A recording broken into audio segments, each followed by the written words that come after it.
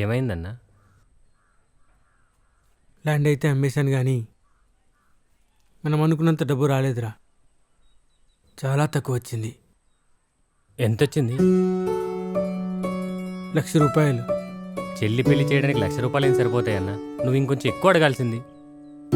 అడిగాను కానీ ఎవరిని అడిగిన 1,00,000కు మించి ఇవ్వడానికి ముందుకు రాలేదు.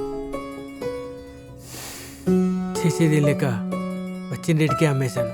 పెళ్లి చేయడానికి ₹1,00,000 సరిపోవు కదన్నా, ఇప్పుడు ఎట్లా? నా ఫ్రెండ్ ఒకడు విజయవాడలో ఉన్నాడు. 1,00,000 అడిగాను, ఇస్తా అన్నాడు. వెళ్ళి తీసుకొని వస్తా.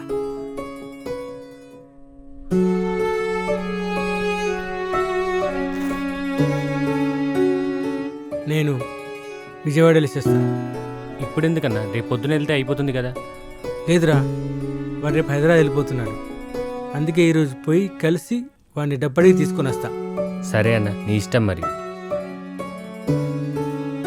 ఇదిగో, అప్పటి వరకు ₹1,00,000 నీ దగ్గర ఉంచు. సరేరా.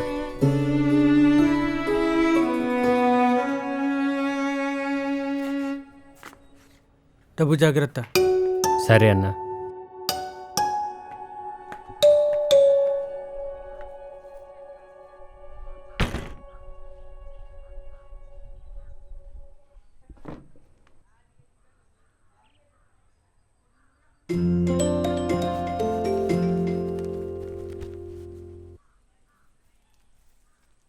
చెప్పు గీత. ఎక్కడున్నావు? ఇంట్లో. మన విషయం మా నాన్నకి చెప్పేశా.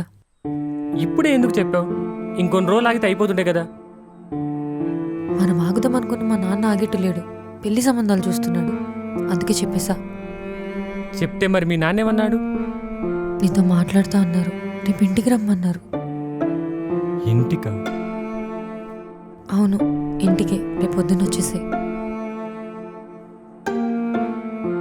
ఏమైనా ప్రాబ్లమా? నాకేం ప్రాబ్లం లేదు. ఓకే, రేపు మార్నింగ్ తొందరగా వచ్చేసే. ఓకే. Okay, bye. ఆయన ఇంటికి రమ్మంటున్నాడంటే ఆయనేం అడుగుతాడు, నేనేం చెప్పాలి, నాకేం అర్థం కావట్లేదు.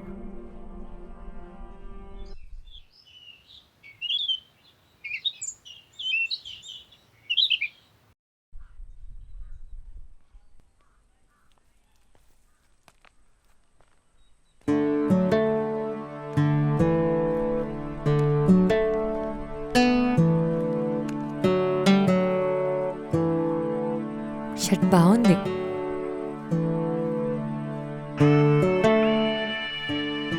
మీ నాన్న లోపల ఉన్నారు, నీకోసమే వెయిట్ చేస్తున్నారు. పద. ఏమైంది? మీ నాన్న నన్ను ఒప్పుకుంటాడు కదా? చిన్నప్పటి నుంచి నేను ఏది అడిగినా మా నాన్న కాదనలేదు, ఇప్పుడు కూడా కాదనరు. ఖచ్చితంగా మన పెళ్ళికి ఒప్పుకుంటారు. నువ్వేమో అంత నమ్మకంగా చెప్తున్నావు, కానీ నాకు మాత్రం నర్వస్గా ఉంది గీత. హే, ఎందుకంత నర్వస్గా ఫీల్ అవుతున్నావు? ఏం కాదులే, పద.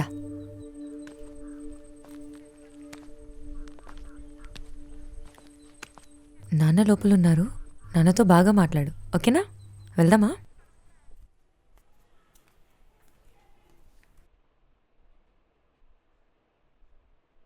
నాన్న, జగదీష్. కూర్చో.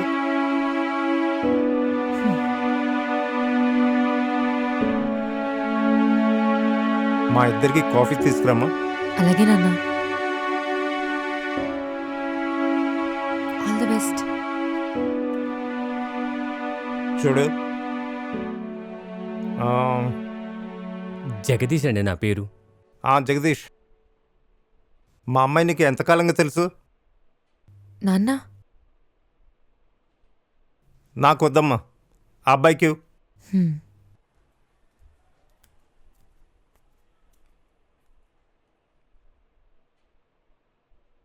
నేను అడిగిన ప్రశ్నకి ఇంకా సమాధానం చెప్పలేదు. చిన్నప్పటి నుంచి తెలుసండి. గీత నేను ఒకే స్కూల్లో చదువుకున్నాం. ఓ, ఒకటే స్కూలా?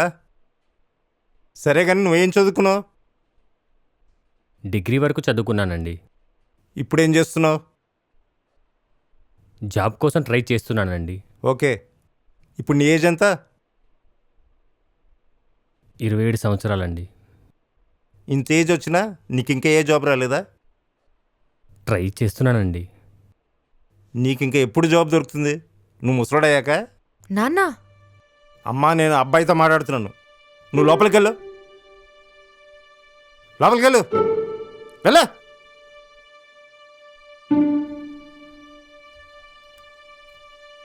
చెప్పు జగదీష్, నీకు జాబ్ ఎప్పుడు దొరుకుతుంది? ట్రై చేస్తున్నాను సార్. ఒక 2 నెలల్లో దొరుకుతుంది. నా కూతురు వయసు ఇప్పుడు 25 సంవత్సరాలు. అంటే నీకంటే 2 సంవత్సరాలు చిన్నది. అది తన జాబ్ చేసుకుంటూ చాలా ముందుకెళ్ళింది. నెలకి 70,000 సంపాదిస్తుంది. మరి నీకు జాబ్ వస్తే నెలకి నువ్వెంత సంపాదిస్తావు? ఓ 15 నుంచి 20,000 వరకు సంపాదిస్తా. తన నెల ఖర్చులే 20,000 దాకా అవుతుంది. మరి మీ ఇద్దరికి పెళ్ళి అవుతే 20,000 జాబ్తో నా కూతుర్ని ఎలా పోషిస్తావు? ఆ, అది సరే, ఈ జాబ్ గురించి వదిలే. ఏమైనా ఆస్తుపాస్తులు ఉన్నాయా? ఏం లేవండి. మీ నాన్న ఏం చేస్తూ ఉంటాడు? మా అమ్మ నాన్న నా చిన్నప్పుడే చనిపోయారు. అంటే అనాథ అన్నమాట. కాదండి, కాదు. నేను అనాథని కాదు. నాకు అన్నయ్య చెల్లెలు ఉన్నారు. వాళ్ళేం చేస్తున్నారో? అన్నయ్య ఏమో పెయింట్ కంపెనీలో సూపర్వైజర్గా జాబ్ చేస్తున్నాడు. చెల్లెలేమో హైదరాబాద్లో ఫార్మసీ చేస్తుంది. మీ చెల్లెలకి పెళ్ళయిందా? ఇంకా కాలేదండి. మరి నీ చెల్లికి పెళ్లి చేయకముందే నువ్వు పెళ్లికి రెడీ అయ్యావేంటి? తనకి పెళ్లి సెట్ అయింది. ఈ నెలలోనే తన పెళ్లి. తన పెళ్ళి అయ్యాక మేము చేసుకుందాం అనుకుంటున్నాం. నీకు చదువు సరిగ్గా లేదు, ఏ జాబు లేదు, పోనీ ఏమన్నా ఆస్తుపాస్తులు ఉన్నాయంటే అవి లేవు. అసలు నీ దగ్గర ఏముందని నా కూతుర్ని పెళ్లి చేసుకొని రెడీ అయ్యావు? అసలు ఒకటి చెప్పు జగదీష్, రేపు పొద్దున మీ ఇద్దరికి పెళ్ళి అయ్యాక కనీసం నువ్వు నా కూతుర్ని పోషించగలవా? అంత శక్తి నీలో ఉందా? ఉంది సార్, తప్పకుండా నేను పోషించగలను. పోషించగలను అంటున్నావు, కరెక్టే. కానీ మరి నిన్ను ఎలా నమ్మాలి? అది దీన్ని బట్టి నాకు ఓ విషయం అర్థమైంది జగదీష్. నువ్వు నా కూతుర్ని లవ్ చేయలేదు, తన ఉద్యోగాన్ని, తనకొచ్చే జీతాన్ని ఇష్టపడుతున్నావు కదా?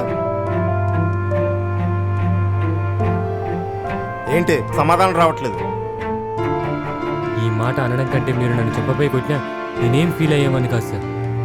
అదే చేసేవాడిని, కానీ నా కూతురు బాధపడుతున్న ఒక్క కారణంతో ఆగుతున్నాను. ఆ ముందు కూర్చుని అర్హతే నీకు లేదు. నా కూతురు కావాలరా నీకు? పోరా బయటికి. గీత, నాకు వీడిని నచ్చలేదు. ఇక్కడి నుంచి వెళ్ళిపోమని వీడిని. ఏంటి నాన్న ఇలా మాట్లాడుతున్నారేంటి? ఇంకెలా మాట్లాడమంటావమ్మా? ఎలా మాట్లాడాలో నువ్వే చెప్పు. వీడిని ఎవరన్నా తీసుకొచ్చావు, పెళ్లి చేసుకుంటానంటున్నావు. వీడికి చదువు లేదు, ఉద్యోగం లేదు, ఏమన్నా ఆస్తిపాస్తులు ఉన్నాయంటే అవి లేవు. కనీసం నిన్ను పోషించే శక్తి కూడా వీడికి లేదు. మరి వీడిని నీకు ఇచ్చి ఎలా పెళ్లి చేయమంటావు చెప్పు. నాన్న, నేను జగదీష్ని ప్రేమిస్తున్నాను. అతను కూడా నన్ను ప్రేమిస్తున్నాడు. ఈ ఒక కారణం సరిపోదా మాకు పెళ్లి చేయడానికి? సరిపోదమ్మా, అస్సలు సరిపోదు. ప్రేమకు కడుపు నింపే శక్తి లేదు, అది డబ్బుకు మాత్రమే ఉంటుంది. నాన్న, జగదీష్పై నాకు నమ్మకం ఉంది. అతను నన్ను బాగా చూసుకుంటాడు, డబ్బు సంపాదిస్తాడు. వానికి అసలు సంపాదించే తెలివే లేదు. తెలివి ఉన్నోడైతే ఇన్ని రోజులు ఖాళీగా ఉంటే టైం వేస్ట్ చేయడు. అతను సంపాదించకపోతే ఏంటి నాన్న? నేను సంపాదిస్తున్నా కదా. ఇప్పుడు అబ్బాయే సంపాదించాలా? అమ్మాయి సంపాదించి కుటుంబాన్ని పోషించకూడదా? బాగుందమ్మా, చాలా బాగుంది. నువ్వేమో బయటికి వెళ్ళి సంపాదిస్తే మరి వీడేం చేస్తాడమ్మా? ఇంట్లో గాజులు వేసుకుని కూర్చుని వంట చేస్తాడా? అంకుల్ ప్లీజ్ అంకుల్, కొంచెం మర్యాదగా మాట్లాడండి. నీకిచ్చేదేంట్రా మర్యాద? పోరా బయటికి. అంకుల్, ఇది పద్ధతి కాదు అంకుల్. జగదీష్ ప్లీజ్, కాసేపు నువ్వేం మాట్లాడుకో. మీ నాన్నేం మాట్లాడుతున్నాడో వింటున్నావా గీత? నీకు దండం పెడతా, కాసేపు నువ్వేం మాట్లాడుకో. వీడికి మాట్లాడితే వినే ఓపికే లేదు. వీడు ఇంకేం చేస్తాడమ్మా? నా మాట విని వీడిని వదిలే. ఇవన్నీ వద్దు నాన్న, ఒక్కటి చెప్పండి. జగదీష్ పై మీకు నమ్మకం కలగాలంటే ఏం చేయమంటారో చెప్పండి. చెప్పినంత మాత్రం వీడు చేస్తాడా ఏంటి? మీరు చెప్పి చూడండి నాన్న, చేస్తాడో లేదో మీకే తెలుస్తుంది. సరే, నువ్వు అంత అడుగుతున్నావు కాబట్టి, చిన్నప్పటి నుంచి నువ్వు ఏది అడిగినా కాదనలేదు కాబట్టి నీకు ఒక్క అవకాశం ఇస్తున్నాను. నువ్వు 1 రోజుల్లో సంపాదించే డబ్బుని వీడిని 10 రోజుల్లో సంపాదించమను. అప్పుడు నేను వీడిని నమ్ముతాను. నమ్మడమే కాదు, వీడిని నీకు ఇచ్చి పెళ్లి కూడా చేస్తాను. ఖచ్చితంగా సంపాదిస్తా, కానీ నువ్వు వేసిన పందెం కోసం కాదు, గీత కోసం. అది చూద్దాం. జగదీష్, జగదీష్, జగదీష్.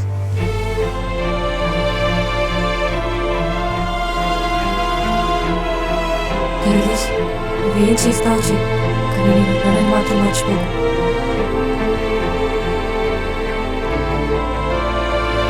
అసలు నీ దగ్గర ఏముందని నా కూతురిని పెళ్లి చేసుకుని రెడీ అయ్యావు? అసలు ఒకటి చెప్పు జగదీష్, నీ పొద్దున మీ ఇద్దరికి పెళ్ళాక కనీసం నువ్వు నా కూతురిని పోషించగలవా? అంత శక్తి నీలో ఉందా? నా ముందు కూర్చుని అర్హతే నీకు లేదు. నా కూతురు కావాలన్నా నీకు పోరా బయటకు.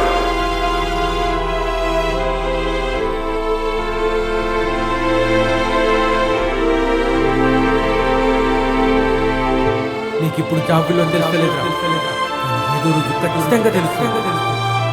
అప్పుడు అప్పుడు అప్పుడు నువ్వు బాధపడతావు చూడు. నీకు ఇప్పుడు జాబులో తెలుస్తలేదురా, ఏదో రోజు ఖచ్చితంగా తెలుస్తుంది. లేకపోతే నేను బ్రతకలేను జగదీష్. అప్పుడు అప్పుడు నువ్వు బాధపడతావు చూడు.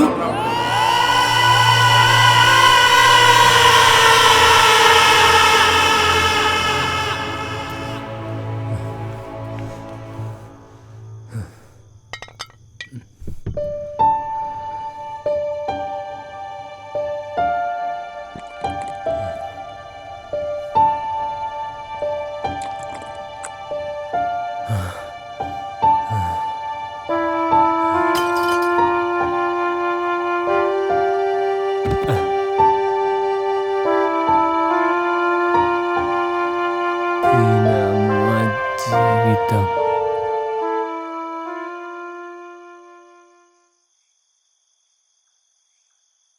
నువ్వు లేకపోతే నేను బ్రతకలేను జగదీష్.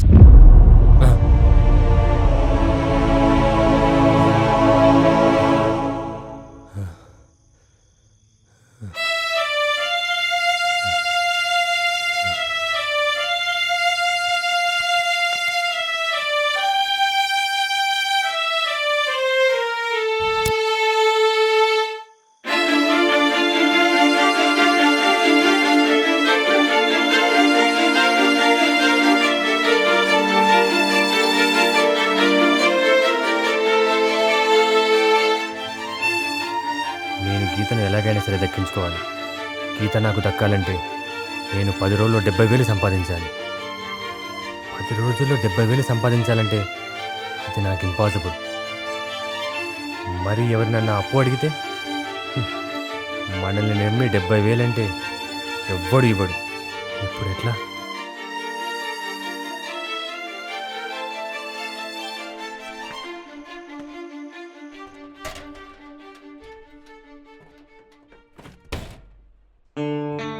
ఈ లక్షలోకించి ఓ 70,000 తీస్తే సరిపోతుంది.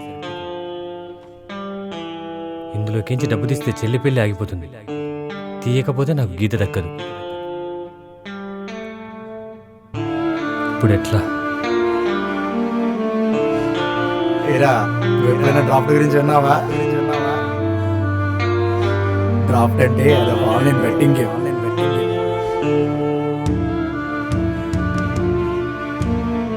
ఇప్పుడు ఈ నెంబర్లలో మనం ఏ నెంబర్ల మీదైనా సరే పందెం కాయచ్చు. 25,000 ఇంటూ 2 అంటే 50,000 వస్తాయన్నమాట. 50,000 వస్తాయన్నమాట.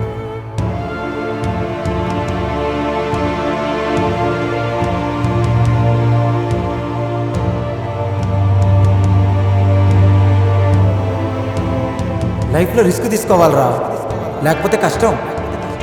నువ్వు ఈ గేమ్ ఆడి రిస్క్ తీసుకుని చూడు, నీ లైఫ్, నీ చెల్లెల లైఫ్, మొత్తం నీ ఫ్యామిలీలో ఉండే అందరి లైఫ్ మార్చేసినట్టు అవుతావు. ఆలోచించుకో.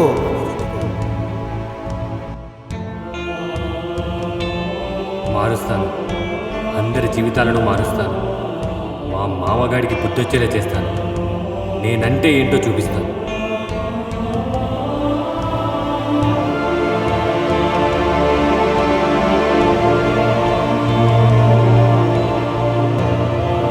రే ఆనంద్, ఎక్కడున్నావురా?